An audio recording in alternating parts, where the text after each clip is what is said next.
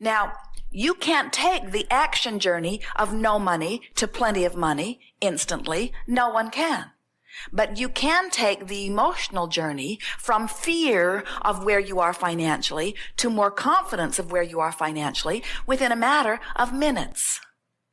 And when you begin to understand that taking the emotional journey is all that is required for you to begin practicing the art of allowing what you want, then you will discover that this creative endeavor has never been about action, and it's never been about words. It's never been about talking your way into something more that you are wanting.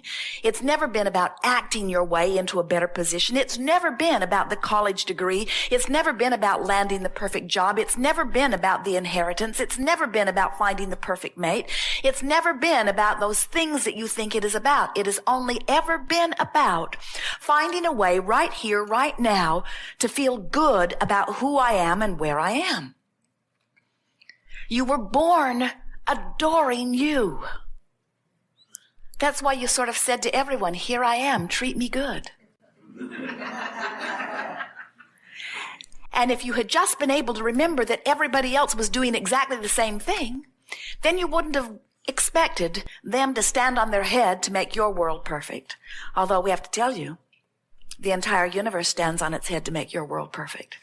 Every time you ask for anything, no matter how great or small it seems to you or anyone else, it is always given. Every subtle preference or every raging desire, universal forces are lining up circumstances and events to give it to you every single time, no exceptions. So you say, then where is my stuff?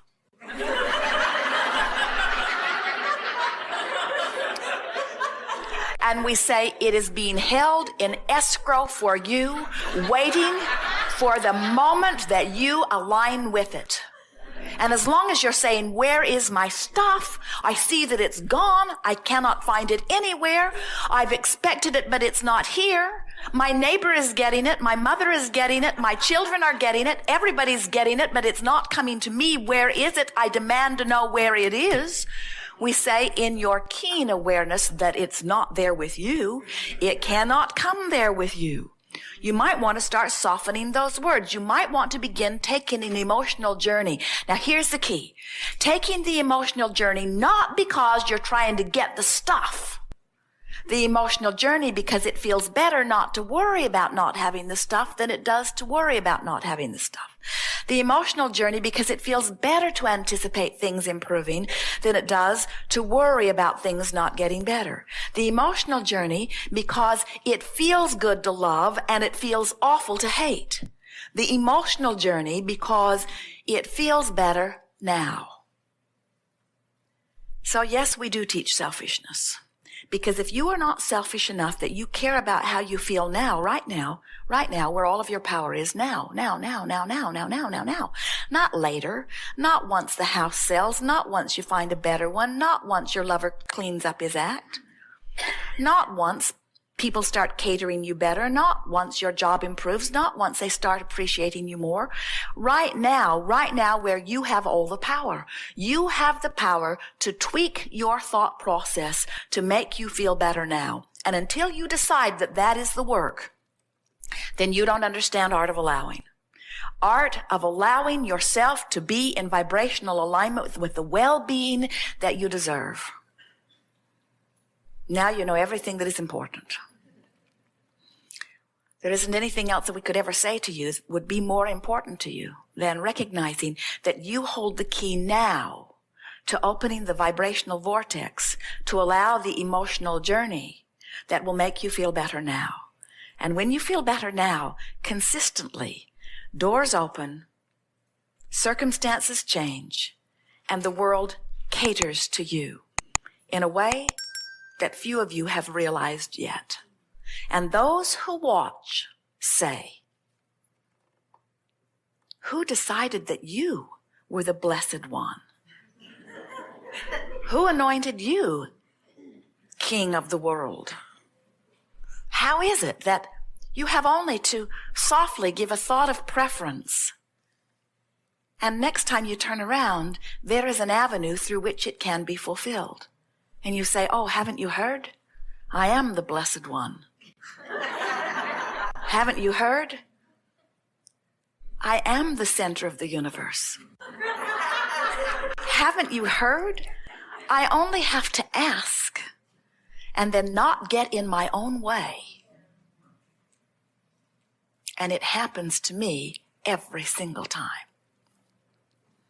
So, when you hook into the idea of well-being consciously, that's when things really begin to rip for you in a powerful way.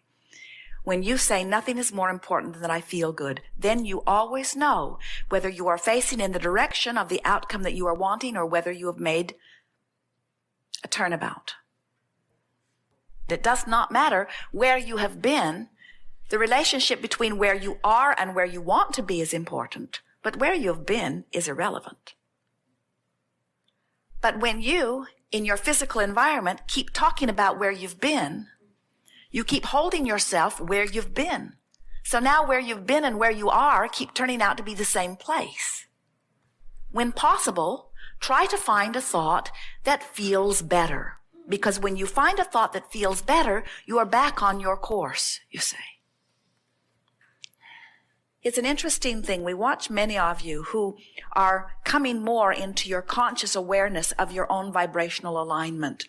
And there's almost a feeling of resentment when you find other people around you that are making sort of shock waves in your vibration. It's sort of like what you're wanting to say to them is either go away and be a non-vibrating issue in my energy field or get it right. And neither one of those things can happen as long as you've got your eye on them. In other words, you sort of hold to you the very thing that you are not want. They and what they think have to become a real non-issue to you.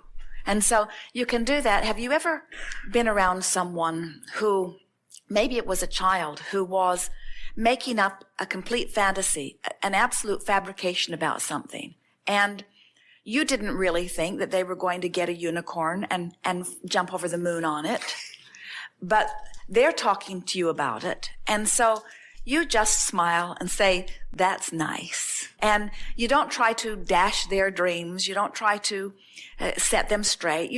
You're willing to let them have their fantasy while you go about whatever you are doing. Well, what you're going to want to do with these people that are trying to hook into your fantasies or your dreams is sort of think about them in the same way that you would that child. Just say, well, that's nice. Don't let what they think be so important to you. Now, how do you go about that? You go about that by letting what you think be the thing that is most important to you. And you say, well, that's sort of how I got here. I want to feel good. They're sort of in there not making me feel good. Why don't they mind their own business and go dream their own dream and leave me in a place where things can sort of level out? And we want to say to you, powerful creators like yourself will always have others who are sort of following the jet stream. It's just the way that it always is. And it's time for you, sooner than later, to become comfortable with whatever they do in relationship to you. And that really is something that you very much want to teach and you very much want to understand is how can I maintain my own vibrational frequency regardless of what anybody else is doing around it? Because the thing that you're wanting to teach, the thing that really needs to be taught, it would benefit anyone who learned it, is don't ask circumstances to change in order for you to feel good. And so in the same way that you're wanting to not need them to be different in order for you to feel good. We know sometimes very well-meaning people can just make you nuts. And there is this desire to please them that is at the root of you letting that happen. When you release your desire to please them, and first of all, what's behind a desire to please them? Well, it feels good to please them. And it doesn't feel good not to please them. It got started a long time ago. But what's at the root of needing to please someone else is you tried, not just you, almost everyone, you tried to fill the void of your not connection to your inner being by pleasing someone else who could shine a little approval or appreciation on you. In other words, it was sort of a flawed substitute for true connection. And now it's sort of a vicious circle because you're in that habit of trying to please them because it has paid off in some ways in the past, but in trying to please them, you are at the same time sometimes not able to please yourself. We sort of dabbled on this topic earlier, and let's go back to it because it's really an important topic, and it is the topic of how can I feel so good about who I am that it's all right with me, even if somebody's looking at me and they're not approving of who I am. That's ultimate worthiness, isn't it? I like me so much that it no longer matters to me how you feel about me, which means now I'm free from standing on my head to get your approval. But the big payoff is when you really feel that free and you really feel that worthy, you're delicious to be with. And everybody who's with you benefits. And you can feel it's just that slight tweaking that you're waiting to get into place. So how do you go about it from where you are? Do you say, buzz off and leave me alone? Well, how does that feel? Now, let's talk about this emotional scale. We've been trying to encourage people to reach for the thought that feels a little better. And so when you, in your mind, imagine saying something to someone, you can feel whether it's moving you closer to where you want to be or further from where you want to be. So that's the rule of thumb that we would use. In other words, telling them to go away and leave you alone takes you this way on the emotional scale, not this way. Telling them that they're pressuring you takes you this way, not this way. Feeling angry at them for rooting for you takes you this way, not this way. And so anything that you think of that you might say or do to them relative to this subject takes you in the wrong way on the emotional scale, doesn't it? And so then you say, oh, it must not be about them. It must be about me. These emotions that I'm having must be about how I feel about this. In other words, maybe they're just helping through their attention to shine a spotlight on my awareness that I'm not lined up with what I want. That's where your true irritation is coming from, isn't it? In other words, they're just reminding me that I'm not doing what I'm saying I want to do. And so then I'm saying, well, that's because I want the universe to give it to me. And we want to say to you, you're not going to like it very much, but we love saying this to you. If you were in alignment with your dream, the universe would be giving it to you right now.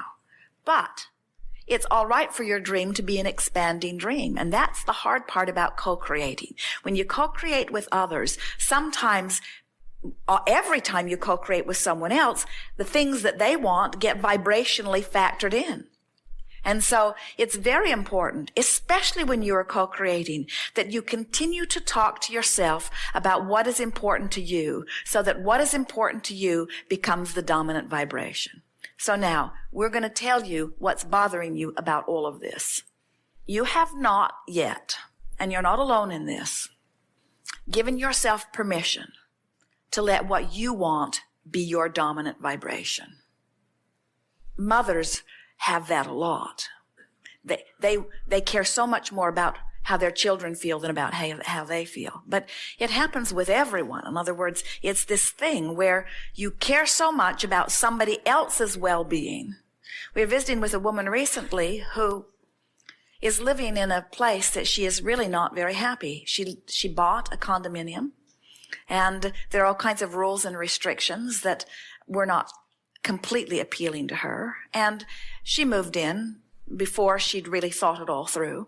But the excuse she's using to leave a place she doesn't really want to be is that the rule says the cat has to stay indoors all the time. And so as we chatted with her, it became clear that she cares more about serving the cat's desires than she does about serving her own. Because if it were not for the cat, she'd put up with it. But because the cat wants it differently. And what we are suggesting is that a lot of you are that way, where you'll do things for others that you will not do for yourself. And that's really what this is all about. You have to get selfish enough that you care really, really keenly about how you feel. And when you do, everything else will take care of itself.